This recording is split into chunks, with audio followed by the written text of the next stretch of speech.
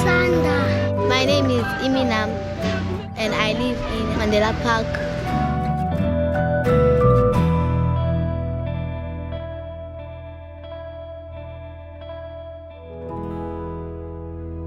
In 1994, when Nelson Mandela became president, South Africa had a renewed sense of hope for the future.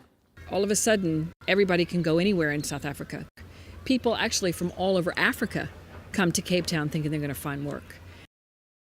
The reality is many don't have the proper papers or skills to fill the jobs available, and they end up stuck.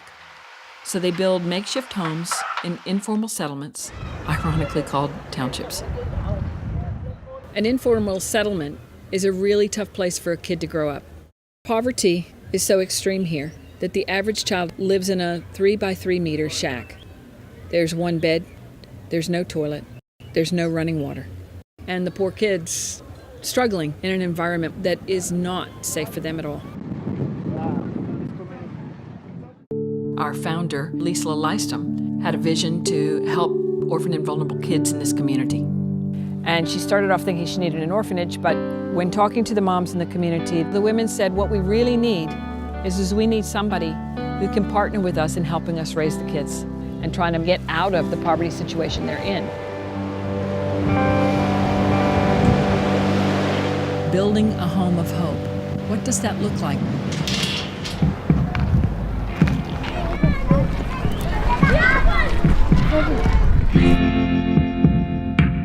When a child for the very first time walks up the driveway, I want them to immediately feel, I've just walked over into a very safe place. I feel peace. I've forgotten the world outside. iKhaya is an after-school care facility. We provide educational assistance and holistic support for orphaned and vulnerable children and their families in Imizamo Yethu, a township in Hout Bay.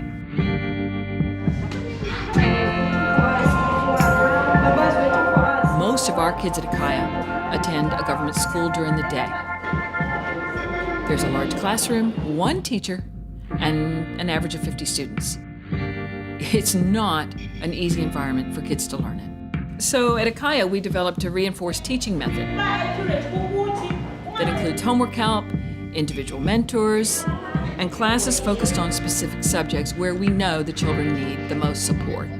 As we continued to support the children, we realized the parents also had needs.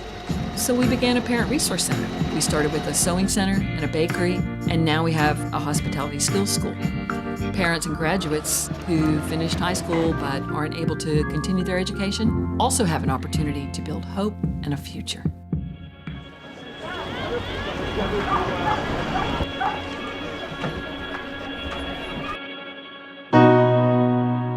I've got so many stories I could tell you about kids who came here so severely traumatized that they don't look you in the eye.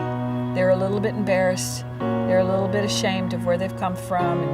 And yet, over the time, working with them, loving on them, little by little, every one of them come alive. And the confidence and the self-esteem, you watch them bloom like a flower.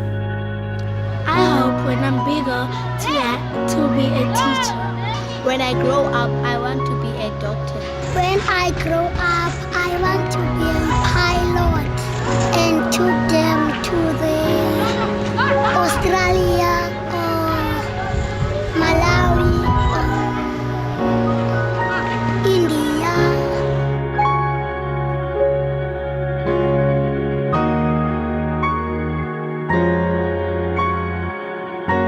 There's so many ways that you can help.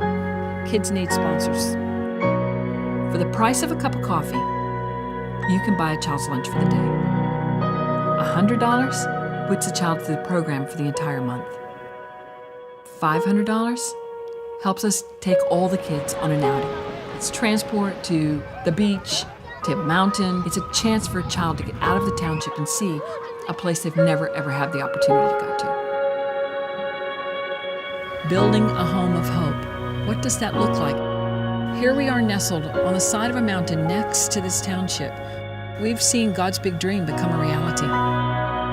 That's what you do it for. You do it because you want to see that kid come alive.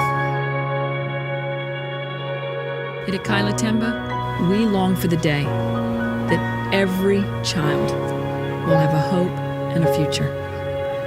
In Imizamo Yethu, in South Africa, and beyond.